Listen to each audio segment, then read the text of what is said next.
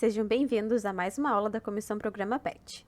E antes da gente começar o conteúdo, na verdade, continuar o conteúdo sobre condição, eu gostaria de conversar com vocês sobre os programas que a gente usa para programar em Java, Vocês podem se perguntar, é só o Sublime Text que é usado para programar em Java?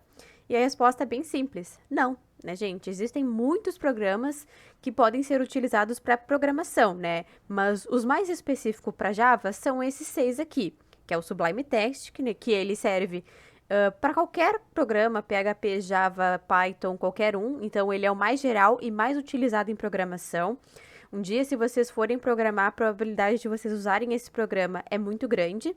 O Eclipse e o NetBeans ganham seu destaque, para mais específico para a utilidade para o Java, porque eles têm um próprio compilador e eles são bem práticos. A gente vai ver um pouquinho deles logo a seguir. O IntelliJ IDEA, o BlueJ e o JCreator também são utilizados para programar em Java. Mas hoje nós vamos começar a trabalhar com o Eclipse. Para muitos vai ser um aleluia até que enfim. Por quê? O Eclipse ele vai ter um compilador próprio. Eu sei que vocês detestam fazer um código no Sublime, ir no prompt de comando, javac, nome do código, .java, e depois Java, compilador, então não sei o quê. Ana, por que tu ensinou isso? Por que tu foi malvada com a gente? Gente, eu precisei ensinar para vocês como fazer isso, através do prompt de comando, porque se vocês pegarem um computador que não tem o Eclipse, o NetBeans ou os outros de baixo aqui, eles não têm compilador. E aí, como é que vocês vão executar um código? Então, vocês precisam saber como executar um código pelo prompt de comando. E isso a gente faz utilizando o próprio Sublime, que ele é o mais prático, mais usual também. Então, a gente começou as nossas aulas aprendendo o mais difícil para agora facilitar muito mais o nosso trabalho, Bom, mas enfim, e como que a gente instala e configura o nosso Eclipse? Primeiro, a gente vai acessar esse site, eclipse.org/downloads, que é o site oficial de quem faz esse aplicativo, e vai aqui nessa opção que diz Get Eclipse ID 2021/03. Essa aqui é a versão mais atualizada que tem desse aplicativo. Aí vocês vão clicar nesse botão aqui, que serve tanto para um computador de 32 bits quanto para um de 64. A gente vai clicar aqui e vai ser direcionado para essa página. Nessa página, ele já identifica que o meu computador é um computador de 64 bits, então ele está preparado para fazer download. Aí basta clicar então no botão laranja de download, que o aplicativo ele vai ser instalado no meu computador, aqui embaixo. Eu vou cancelar esse download, por quê? Porque eu já baixei, baixei previamente antes de fazer o vídeo, e aí, aí depois, assim que esse download for concluído, vocês vão ver aqui nos downloads e clicar 2 vezes em cima dele para a gente começar a instalar de fato no nosso computador. Aguardem um momentinho que às vezes demora. Assim que carregar a parte de instalação, vocês vão ser direcionados para essa tela aqui. Não se preocupem que vai aparecer muitas opções, O Eclipse, como eu falei, ele pode ser utilizado para mais de um programa, É claro que para C e para Java, ele é muito mais prático e usual. Vocês vão entender logo por quê. Aí vocês vão clicar nessa opção aqui que tem a engrenagem Eclipse IDE for Enterprise Java Web Developer. Aí vocês clicam aqui. Aí aqui ele vai falar, onde que a gente vai instalar isso aqui? Aí vocês deixam padrão, o meu fica sempre no arquivo C e coloca instalar.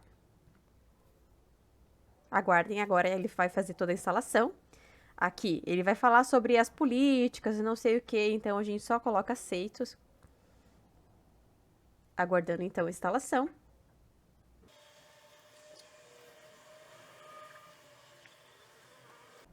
Bom, pessoal, meu download está concluído, Ele demorou um pouquinho mais do que eu esperava, mas isso é normal, porque o Eclipse ele é um programa muito bom por ter um compilador, mas ao mesmo tempo ele é um programa muito pesado.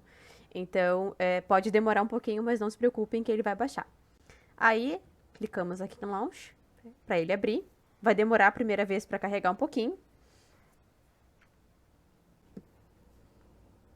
Aqui, vem uma parte muito importante. Quando a gente começa, a primeira vez que a gente abre o nosso Eclipse, ele vai falar pra gente, olha, aonde que vai ser a minha workspace? O workspace é a parte do meu computador onde eu vou salvar os meus códigos. No meu caso, ele está preparado para deixar no C e dentro da pasta do Eclipse, só que eu não quero que seja aqui, tá?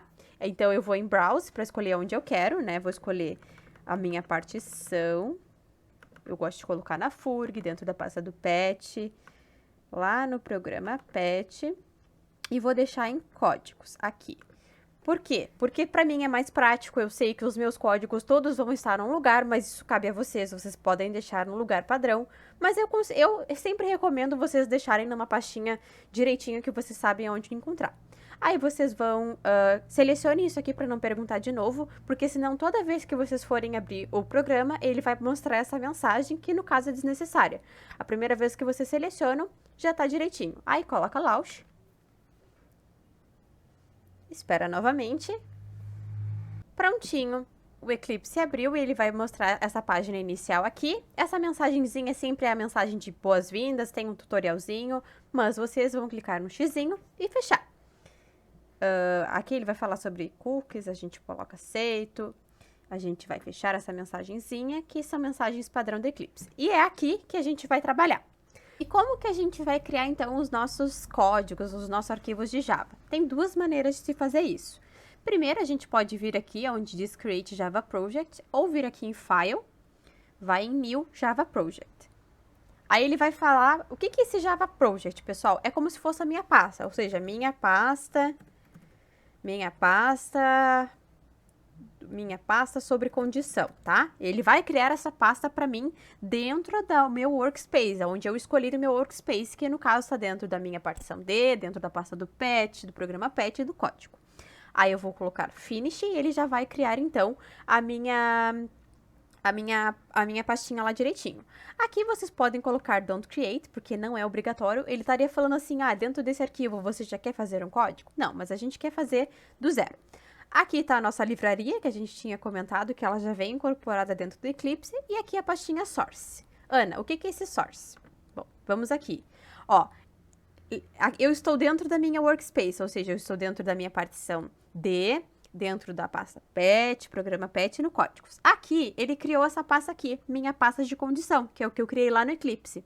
E dentro disso aqui, ele vai ter o Source e o bin. O Source vai ser a pastinha onde eu vou colocar todos os meus arquivos .java. E o bin vai ser quando eu compilar esses arquivos, ele vai salvar os arquivos .class, que são aqueles que são de bytecode, ou seja, o que o computador entende, tá? Mas isso aqui a gente não vai precisar mais se preocupar, porque no próprio Eclipse ele já planeja isso direitinho, tá? Aí agora o que a gente tem que fazer para fazer um código rodar? A gente vai aqui em Source e vamos criar primeiro um pacote. Por que pacote, Ana? Por que eu não posso criar uma classe direto? Porque eu quero ensinar vocês uma organização. Imagina que eu estou dando uma lista de exercício para vocês, e então vocês podem colocar no Java Project, tipo, exercícios de lógica de programação. Aí eu tenho 3 exercícios. Dentro do pacote, vocês podem colocar, exercício 1, exercício 2. Por quê? Isso vai organizar o nosso source e ele não vai confundir algumas coisas. Quando os nossos códigos começam a ficar complicados, ele pode acabar confundindo. Então, a gente vai colocar, eu posso colocar um nome qualquer, eu vou colocar o nome pacote. Vocês podem colocar o nome que vocês quiserem. E dentro desse meu pacote, eu vou clicar com o botão direito e vou em New Class. Nesse meu class, aí sim eu vou estar criando, enfim, o meu código em Java. Aí eu vou colocar, então, que é a minha aula sobre Switch Case, que é o que a gente vai ver hoje, né, pessoal? E a vantagem do Eclipse é que se vocês selecionarem essa caixinha aqui, ele já vai criar para vocês o Public Static Void Main String Args. Clicamos em Finish, ele criou, então, o nosso código. Vocês podem notar que aqui em cima, eles já vão colocar, tipo, o pacote, né? O package em inglês é pacote, quer dizer que esse código está dentro dessa pastinha. Vamos lá de novo para ver como é que ficou. Se vocês virem aqui em bin, por enquanto ainda não tem nada, ele só está no pacote, mas ainda não tem nada porque eu ainda não compilei nada, né? Isso aqui vai estar vazio. Porém, se eu for aqui em Source, eu vou, aqui está o meu pacote que eu criei lá, e aqui a minha aula de switchcase.java, que é onde eu vou começar a compilar. Para a gente testar se está tudo certo, a gente pode fazer um teste, system.out.println, rodou. Vantagens do Eclipse. Se tá faltando alguma coisa, se tem alguma coisa errada, vai ficar mostrando este X aqui eternamente. Isso quer dizer que nessa linha tem alguma coisa errada. O que tá faltando, pessoal? O meu ponto e vírgula. Não se esqueçam de salvar aqui da mesma forma que no Sublime, o Eclipse também indica quando um código não está salvo. Então, Ctrl S, tá? E para mim executar, como é que eu faço? Vocês não precisam mais do prompt de comando. Vocês podem vir somente nessa setinha aqui que diz Run, né? Aí clica nela e lá embaixo vai abrir um console dizendo que o meu código rodou. E agora sim a gente vai começar a nossa aula de Switch Case. Na semana passada, a Carol e o Boaz ensinaram a gente sobre o if, né? Por exemplo, vamos imaginar que eu estou no dia 7, que é o dia de hoje é dia 7, e no meu dia 7, eu vou falar, se o dia for igual a 7, eu posso falar que é quarta-feira, porque é o dia em que eu estou fazendo essa gravação, né? Quarta-feira. Podemos ser mais chiques ainda e vamos usar um else, ou seja, se for qualquer dia que não seja o dia 7, a gente vai mostrar que não é quarta-feira. Não é. Salvamos, aí a gente vai rodar só para testar. Ó, é quarta-feira, porque o dia é igual a 7, mas, por exemplo, se for amanhã, a gente vai salvar e vamos rodar. Não é quarta-feira. Isso foi o que o pessoal ensinou pra gente semana passada. Mas vamos imaginar, por exemplo, né, que como vocês viram, o dia ele tem várias variações. Eu posso ter 1, 2, 3, 4, 5, 6, 7, 8, 9. Posso ter várias variações para isso, né? E aí, para facilitar o nosso trabalho, a gente vai usar o switch case. O switch case é basicamente quando uma variável ela tem várias variações. Como, por exemplo, vamos imaginar o mês. O mês a gente sabe que quando a gente tem 1, a gente fala que é janeiro. Quando é 2, é fevereiro. Quando é 3, março. E assim vai. Então, a variável mês, ela tem essa variação. Eu consigo utilizar isso. Eu poderia utilizar if? Poderia. Mas eu ia ter muitos ifs. Eu ia ter if isso é igual aquilo, if aquilo. Para facilitar o nosso trabalho, foi criado o switch case. Por exemplo, vamos imaginar, então, switch. Aí a gente só escreve switch, a gente não precisa escrever o case agora. Abre parênteses. Aqui no parênteses vai vir a nossa variável que a gente vai colocar em pauta, né? Que no caso é o dia, vamos fazer um código para o dia, abre a minha chaves, né? Vamos supor, então, pessoal, vamos fazer um código que relaciona ao mês, para ficar mais fácil da gente visualizar, né? A gente vai colocar aqui mês. A gente sabe que existem 12 casos para isso, ou seja, case 1, se o meu mês for 1, a gente vai colocar system.out.println janeiro, porque 1 refere-se a janeiro, né? Logo em seguida vai ter que ter um break. Por que precisa desse break? Para ele entender que pro caso 1 vai acabar tudo isso aqui, porque eu poderia colocar o que eu quisesse. Eu poderia colocar uma repetição, um if, tudo que eu quisesse colocar, eu poderia colocar nesse corpo. Quando eu coloco um break, eu tô falando, para aqui.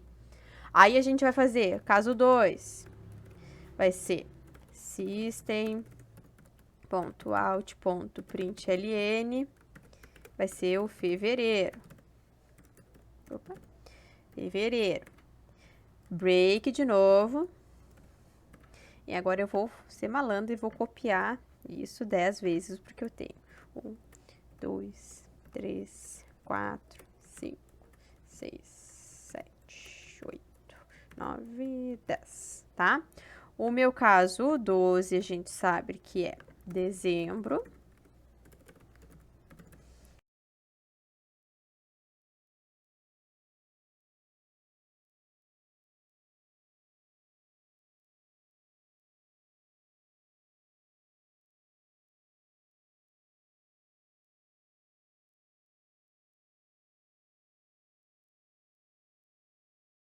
Mês de abril, que é o mês em que a gente está, e o mês 3, o mês de março.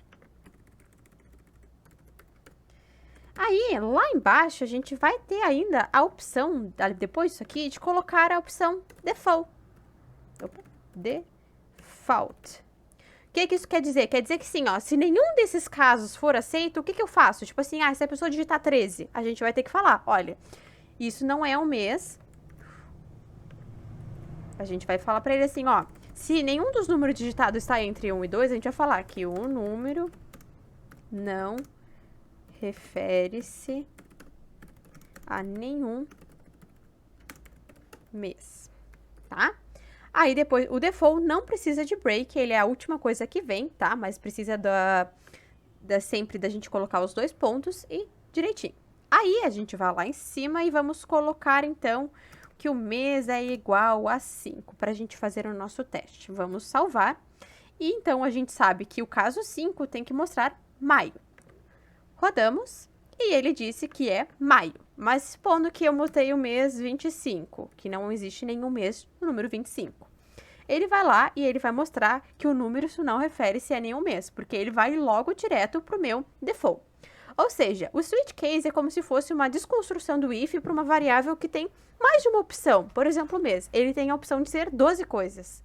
Ok, agora a gente já entendeu a estrutura do switch case, que para quando a gente tem uma variável que tem várias opções, que no caso é o mês, a gente vai usar o switch, aí a gente vai colocar a variável que a gente quer saber a questão e os vários casos que ela pode ter. Por exemplo, vamos imaginar, vamos pegar agora um exemplo em que a gente tem que importar, ou seja, que a gente tem que perguntar alguma coisa para o nosso usuário. Vou colocar lá embaixo, então, um exemplo para gente. Exemplo número 2. Exemplo 2. Vamos imaginar que a gente tenha que escrever do número 1 ao número 10 o número por extenso. Por exemplo, a gente vai falar assim, int número, que é o número que o usuário vai digitar, ponto e vírgula. Aí a gente vai mandar uma mensagem, system.out.println, digite um número de 1 a 10, né? Não podemos esquecer do nosso ponto e vírgula. E a gente sabe que agora a gente vai lá em cima e importar o nosso Java Util Scanner. O import vem antes ou depois do pacote? O pacote vem sempre primeiro e depois vem os imports, que, ou seja, uma coisa que está sendo importada para dentro do meu pacote. Lembre-se sempre que o Java começa de cima para baixo. Então, import java.util.scanner. Ponto e vírgula, salvamos, voltamos lá para baixo, fica amarelinho porque ele falou que eu não estou usando nada. Aí agora a gente vai usar. Pedir para o usuário digitar o número. Aí eu vou falar que o número vai ser igual... Scanner é igual a new scanner system.in, nosso padrãozinho, ponto e vírgula. Utilizamos nosso scanner. Pedi para o usuário digitar, agora eu vou falar que o número vai ser igual a scanner.next int. Vocês já viram que ele já sugere as várias opções que a gente tem quando a gente digita uma coisa. A gente bota nosso parênteses, ponto e vírgula. A gente, então, pegou o número do usuário. Agora sim, a gente vai falar sobre o que a gente vai fazer. Ou seja, se o usuário digitar o número 1, eu tenho que escrever 1. Se for 2, eu vou escrever 2. E assim por diante. Como que a gente vai fazer isso? Vamos utilizar o switch case. Poderia usar if? Poderia, mas eu vou usar o switch case. Qual é a minha variável em questão? É o número. Abrimos nossas chaves e assim a gente vai começar. Caso 1. A pessoa digitou o número 1. Eu vou lá e vou digitar system.out.println 1. Podemos esquecer de quem? Break. Caso 2. 2 pontos. A gente vai, se a variável for digitada for 2, a gente vai escrever 2.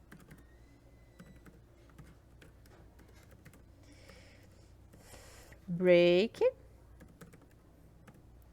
Vou copiar aqui, porque vai demorar um pouquinho, para facilitar meu tempo. 3, 4, 5, 6, 7, 8, 9, 10. No caso 10. Vocês podem achar que é mais trabalhoso, mas muitas vezes o switch case ele é mais prático. Mas muito mais vezes vocês vão utilizar ifs do que switch case, tá, pessoal? Só para deixar vocês mais tranquilos. 8, 7, 6. Opa. Ana, eu sou obrigada a utilizar o default? Não, mas é mais uma prevenção. Tipo, se o usuário digitar uma coisa que não tá dentro do meu switch case, vai dar problema para mim? Vai dar um problema. Ai. Eu esqueci de que é, Ana? Esqueci do N. É println. Aqui, print. Ó, ele já tá me indicando que tem alguma coisa errada. Então, para prevenir, print.